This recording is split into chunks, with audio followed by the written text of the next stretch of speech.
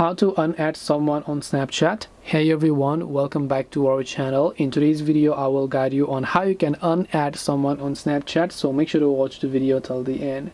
Now if you added someone maybe as a friend or something on Snapchat, and if you would like to unadd those people again, all you have to do is go ahead and then open the Snapchat application here, and then you want to simply make sure to tap the profile icon from the top left, go to the option called My Friends. Now simply search for the person whom you want to unadd or select them from here, and then just go to their profile page. Once you go to their profile page, tap the three dots option, tap on Manage Friendship, and tap on the Remove Friend option, and this person will be successfully unadded or removed from your friends on Snapchat. This way you will be able to unadd on Snapchat. Hope this video was very helpful. If you have got any more questions, feel free to also leave them down. Thank you for watching till the end, and see you soon in the next video.